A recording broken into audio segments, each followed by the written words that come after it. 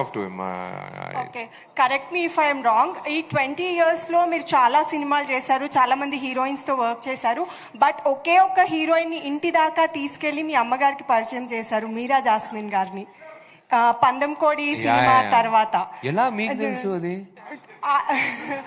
నేను మిమ్మల్ని పందెం కోడి సినిమా అప్పటి నుంచి చూస్తున్నా. అందరూ వచ్చారండి ఇంటికి, అందరూ వచ్చారు.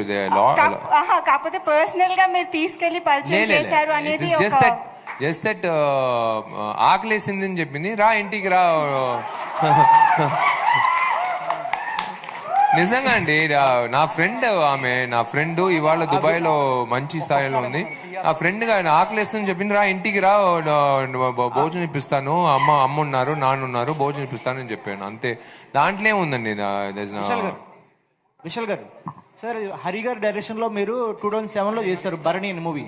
సో అప్పుడు ఆయన దగ్గర నేర్చుకున్న ఫిల్మ్ మేకింగ్ స్టైల్ కానీ, ఏదైనా యాక్టింగ్ పర్పస్ కానీ, ఏదైనా లెసన్ ఏదైనా ఉందా? ఈ మూవీలో అంటే 17 years జరిగింది జర్నీ మీ ఇద్దరిది. సో ఇప్పుడు ఈ మూవీలో ఏదన్నా అట్లా ఉపయోగించారా అప్పుడు నేర్చుకున్న స్టైల్ లెసన్ ఈ మూవీలో? లెసన్ అదే చెప్తున్నా కదా, భరణి సినిమాలో ఉన్న హరి వేరే, రత్నం సినిమాలో అప్గ్రేడ్ అయిన హరి వేరే.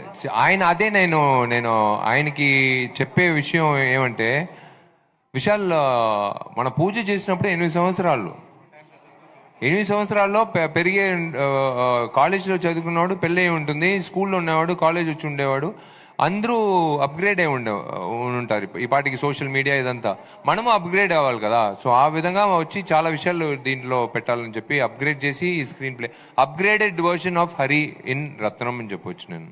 సో హరి గారి డైరెక్షన్ అంటే యాక్షన్ గా ఎక్కువ ఎక్స్పెక్ట్ చేస్తారు ఆడియన్స్. సో ఈ మూవీలో స్టంట్స్ లేకుండా చేశారా, ఏదైనా న్యూ మెథడ్స్ చేశారా యాక్టింగ్ అండ్ మీన్ యాక్షన్ పరంగా? యాక్షన్ కి ప్రత్యేకంగా అది 1 minute 5 minutes 1 single షాట్ ఉంది కదా,